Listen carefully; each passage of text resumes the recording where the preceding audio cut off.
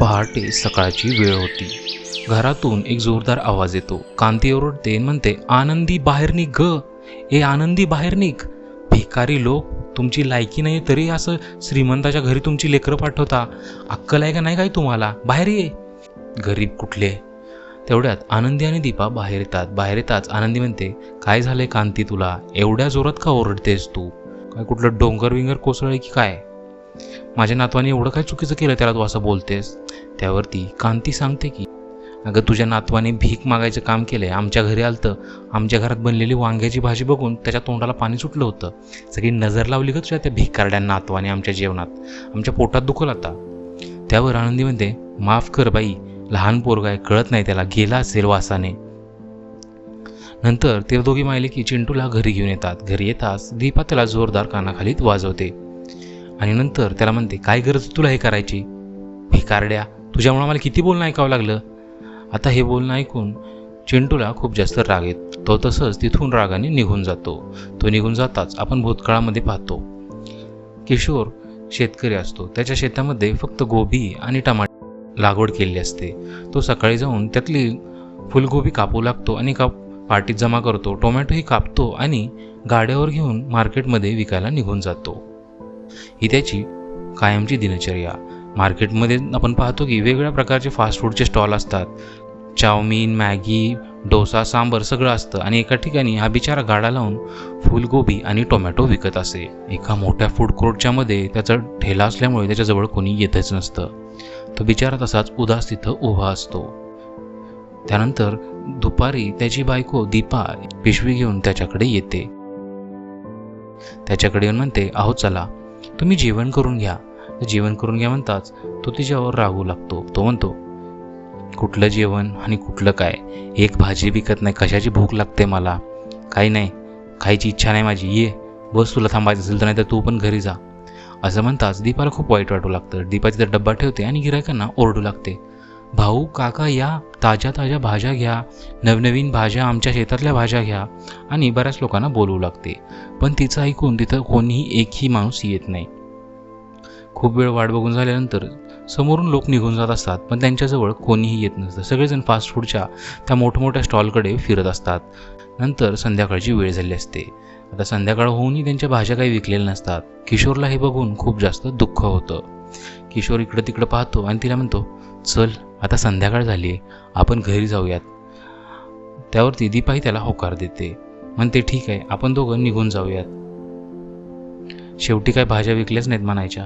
नंतर दोघंही नवरा बायको उदास मनाने गावातून तो गाडा घेऊन घराकडे निघू लागतात. जाताना दोघांच्याही मनामध्ये खूप जास्त दुःख असतं.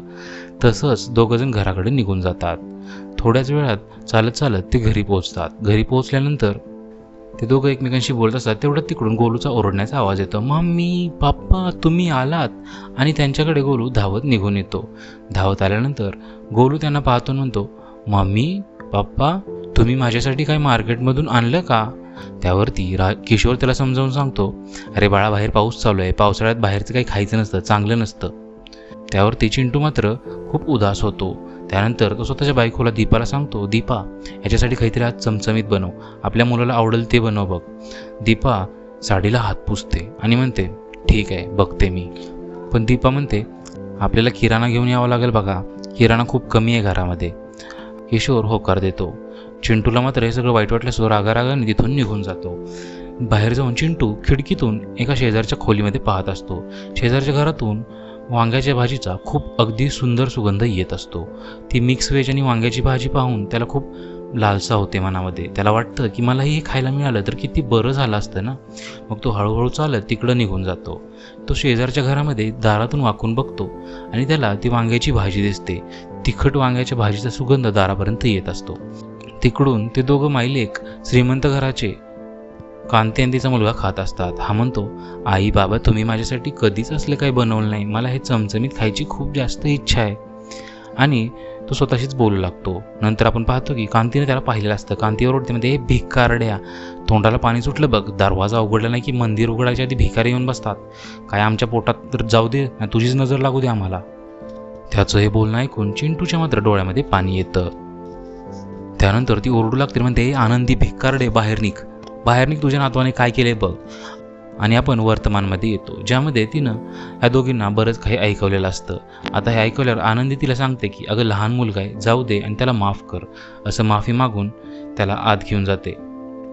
नंतर आपण पाहतो की दोघं नवरा बायको तिकडं त्यांनी न विकलेली भाजी घेऊन बसले असतात आणि म्हणतात की ह्या भाजीचं नक्की काय करावं समजत नाही. दिवसेंदिवस भाजी आपली ताजी फ्रेश असूनही विकत नाही मार्केटमध्ये, आणि आपला हा चिंटू असं खिडकीतून दुसऱ्यांच्या घरी जाऊन हे करतो. हे सगळं वाक्य जेव्हा किशोरच्या कानावर पडतं, किशोरला खूप जास्त दुःख झालं असतं. इकडं तो मात्र खिडकीतून तसंच पाहत असतो आणि त्याला वाटतं शेजारच्यांच्या घरचे एवढं चांगलं जेवतात, मला का कधी मिळत नाही.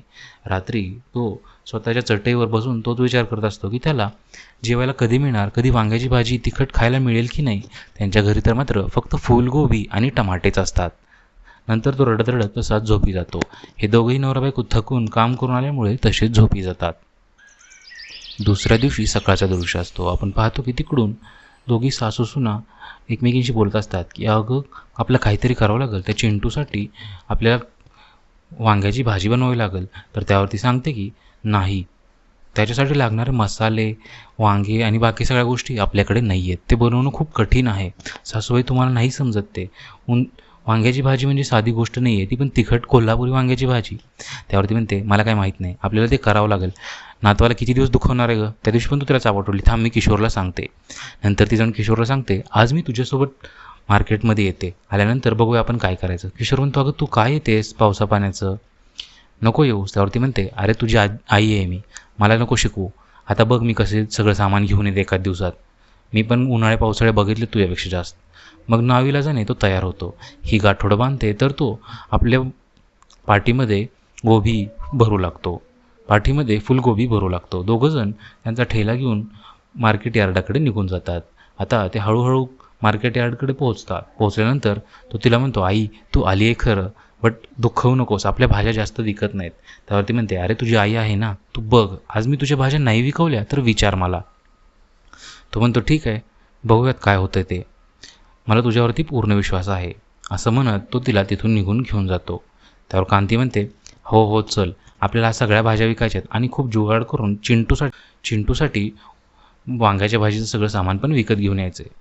त्यानंतर आपण पाहतो की मार्केटमध्ये नेहमीप्रमाणेच त्या फास्ट फूड स्टॉलवरती गर्दी असते.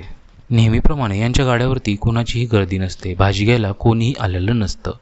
हे पाहून आनंदीला मात्र सुरुवातीला खूप जास्त दुःख होतं. नंतर आनंदी म्हणते हळूहळू मीच डोकं लावते आणि स्वतःचा एक विचार करू लागते आणि तिथल्या बायांना म्हणते काय सुगंधा, किती दिवस झाले आमच्याकडून भाजी घेत नाहीस, काय विसरली की काय आम्हाला. इकडून किशोर प्रयत्न करत असतो, पण हिच्या बोलण्याने शेजारच्या बायांना काहीतरी फरक पडेल असं तिला वाटत असतं. म्हणजे त्यांना समजावून सांगते. त्या बाया तिच्याकडून जास्त नाही बट थोडीफार का होईना भाजी घेण्याबद्दल बोलू लागतात. शेजारची कांता म्हणते हो गो बाई दे भाजी, आणि तिच्याकडून भाजी घेऊन निघून जाऊ लागते. आज पूर्ण नाही बट तिने शेजारच्यांना थोडीफार भाजी विकली असते. शेजारच्या रामू काकाला ती जाऊन म्हणते ही घ्या आमच्याकडे शिल्लक राहिली फुलगोबी. त्यावर तो तिला फुलगोबी घेऊन म्हणतो अहो तुम्ही पण आमच्यातली भाजी घ्या, वांगे मिरच्या सगळं घेऊन जा, आणि तिला थोडीफार लागणारं सर्व काही सामग्री देतो. त्यावरती ती त्याचं आभार मानत त्याला धन्यवाद म्हणते. नंतर ती येताना लालाच्या दुकानावर जाते. लालाला म्हणते लाला हे दर, आज खूप भाजी राहिली होती, टमाटे आणि गोबी फ्रेश आहे बघ एकदम, तुझ्या गृहिणीला दे. आणि त्याच्या बायकोबद्दल बोलत असते. लाला खुश होतो म्हणतो अगं तुला काही न्यायचं नाही का आमच्यातनं, किती दिवसात आलीस तू आनंदी. तर ती म्हणते हो रे, पण माझ्याकडे पैसे नाही आहेत, काय करू, 20च रुपये आहेत. तर तो म्हणतो बास का, आहे ना आपण, घे तुला जे काही मसाले लागणार ते घे, मी आहे. आता हे बघून आनंदीला खूप जास्त चांगलं वाटू लागतं. ती त्याच्याकडून सगळ्या गोष्टी घेऊन निघून जाते. जाताना ह्या माईलेकाचं बोलणं चालतं आता आपल्याकडं सगळं सामान झालं आहे, घरी जाऊन आपण दीपाला करायला सांगू. घरी आल्यानंतर सगळं सामान बघून त्यांना चिंटू विचारतो आजी आजी हे काय आणलं आहे तू. तर आजी समजावून सांगते बाळा आज तुझ्यासाठी तुझी आई वांग्याची भाजी करणार आहे, तुला वांग्याची भाजी खूप आवडते ना, बघ तुझी आई कशी वांग्याची भाजी बनवते आज तू. आणि तिकडून किशोरी त्याला सपोर्ट करतो. किशोरी म्हणतो हो तुझ्यासाठी आज तुझी आई वांग्याची भाजी बनवेल. नंतर आपण पाहतो की दीपा थोड्याच वेळात मसाले शेंगदाणे कोथिंबीर टाकून त्याच्यासाठी सुंदर अशी वांग्याची भाजी बनवू लागते. त्या जळत्या आगीखाली आणि तिची वांग्याची भाजी याचा सुगंध पूर्ण घरात पसरला असतो. नंतर त्यांचं पूर्ण कुटुंब वांग्याची भाजी खातं. अगदी तिखट आणि मसालेदार वांग्याची भाजी खाऊन सगळ्यांना खूपच कौतुक वाटू लागतं. त्यातल्या चिंटू ओरडतो वाव मस्त.